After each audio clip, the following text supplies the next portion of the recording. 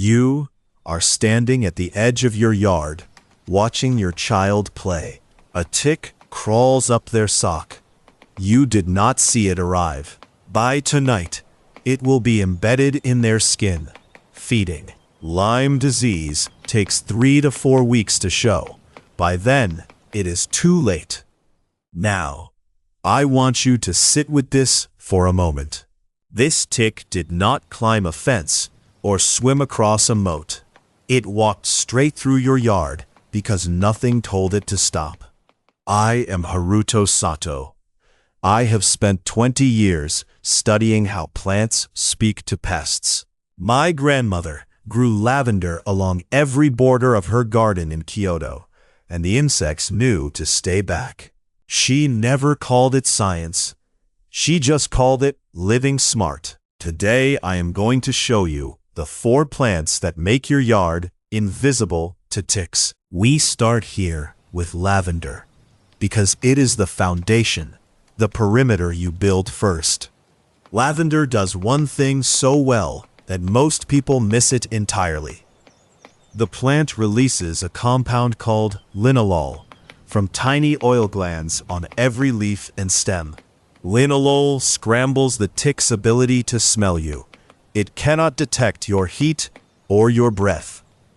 To the tick, your yard becomes empty air. Plant lavender 18 to 24 inches apart along your borders, fence lines, and the edge where grass meets trees. Space them right, and within 1 season you have a living barrier ticks will not cross. Lavandula angustifolia, the English variety, survives down to -20 degrees and thrives in dry soil. Poor drainage kills it. Remember that. Gravel at the base, not mulch. The plant blooms June through August, strongest on warm days when the oils volatilize fastest. That is exactly when ticks are hunting hardest, spring and fall, the overlap that matters most. And here is where it gets interesting. You are about to learn why a second plant, one you can actually eat, amplifies this barrier tenfold. But first, let me show you how to choose the right lavender cultivar for your zone. Now, here is where the barrier becomes a fortress. I take that lavender foundation, and I pair it with something older. Garlic and chives, both members of the Allium genus, both sulfur weapons. You are standing in a Kyoto garden in 1987, watching my grandmother plant garlic cloves 6 inches apart. She tells me the plant cells hold a chemical called alliin, dormant and waiting. When you crush a clove, an enzyme called alliinase wakes it up. The alliin transforms into allicin, and that is what makes ticks disappear. But here is the part most people miss. The plant does this on its own. Root damage, leaf abrasion, transpiration. The plant is constantly releasing sulfur vapors into the air around it. Dial disulfide, dial sulfide, dial trisulfide. Compounds so pungent they mask the carbon dioxide ticks hunt with. A tick's front legs carry Haller's organ, a sensory pit that smells heat and breath from 10 feet away. Garlic sulfur fog scrambles that signal the way static scrambles radio. Chives do the same work, though milder, but they offer something garlic cannot. Chives are perennial. They return every spring without replanting, denser each year. I plant garlic in fall, October through November, 1 clove every 6 inches along my yard perimeter. Summer comes, the lower leaves brown, and I harvest bulbs when the tops collapse. Then I replant the next October, creating a calendar of protection. Chives I let sit as living borders. Thin green walls, 12 to 18 inches apart, hugging fence lines. In late spring, purple pom-pom flowers appear. They feed bees and pollinators while the leaves repel. You can snip chive stems all season without harming the plant. Fresh for your kitchen and your yard. Garlic hardneck varieties. Rocambole, purple stripe, porcelain pack the most allicin, the deepest sulfur punch. Garlic chives. Allium tuberosum. Bridge the gap between common chives and true garlic. Stronger still. Dense planting is the strategy. 6 inches apart for garlic, 12 for chives at minimum. The closer they stand, the thicker the VOC concentration becomes. Now, this fortress has limits. I need to be honest about that. No single plant stops every tick. They are repelled, not eliminated. But layered correctly, you shift the odds so heavily in your favor that infection becomes rare. And here is where it gets interesting. There are 3 more plants that hit ticks from angles garlic alone cannot. They work on different sulfur pathways, different chemical languages entirely. That is what comes next. Now that you have your fortress foundation and sulfur border, we layer in 3 plants with entirely different chemistry. These 3 work in parallel, not in series, meaning ticks face a wall they cannot adapt around. Eucalyptus citriodora, the lemon-scented gum, releases a compound called PMD that the CDC itself has registered as a tick deterrent. I grow a dwarf variety in my secondary ring, the transition zone between lawn and the wild edge.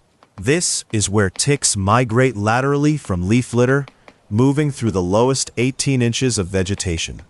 The PMD volatilizes directly into that movement corridor, scrambling the tick's sensory pathways before it ever reaches your perimeter. Rosemary is the steady workhorse, and I have relied on it for 15 years without interruption. Its camphor and cineole, the same eucalyptol found in eucalyptus, overwhelm the tick's olfactory receptors during questing behavior. When a tick anchors its hind legs and extends its forelegs to detect host signals, it finds nothing but chemical noise. Rosemary is evergreen, woody, and thrives in full sun with almost no water once established in zones 7 through 11. It can be clipped into a low hedge, so your secondary ring looks deliberate, not wild. Peppermint is the third and final piece, and this is where most people miss the architecture. Mentha piperita contains menthol concentrations that directly repel Ixodes scapularis, the black-legged tick that carries Lyme disease. But mint spreads aggressively underground via rhizomes, so I always plant it in buried containers or raised beds to contain the spread. Mint prefers moist, partly shaded zones, which means you place it where rosemary cannot thrive. You are stacking species across microhabitats. When you brush past mint or rosemary, the leaf contact triggers a burst of volatiles, amplifying the repellent signal instantaneously. The layered chemical moat works because each plant contributes a different volatile compound. Citronellol, camphor, menthol. A tick has no adaptation pathway around 3 simultaneous chemical signals arriving from different plants at once. You are no longer relying on one mechanism. You are flooding the sensory space. This is the secondary ring installation, dense, unbroken rows, not specimen plantings scattered like ornament. The real power emerges when these 3 plants release their volatile plumes in overlap, creating zones a tick cannot cross. But I have to tell you honestly, this ring alone is not the final answer. There are 2 plants so potent that ticks actively abandon the search when they encounter them. One works within days. The other has been a Japanese garden secret for centuries. That is where we go next. With lavender and garlic down, rosemary anchoring the secondary ring, now comes the part that shifts everything. You are standing at your property line where the wild begins. and 2 plants live in this final barrier. Pennyroyal is the fast one. It moves like a living alarm. The moment a foot crushes its leaf, pelargonium oil releases into the air, that sharp medicinal mint smell. That smell scrambles a tick's CO2 and heat receptors in seconds, not days. Pliny the Elder documented this plant repelling insects 2,000 years ago in Rome.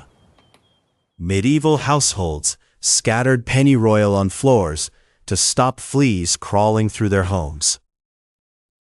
I plant it along paths, between stepping stones, anywhere foot traffic crushes it daily. The volatile oils spike with each step.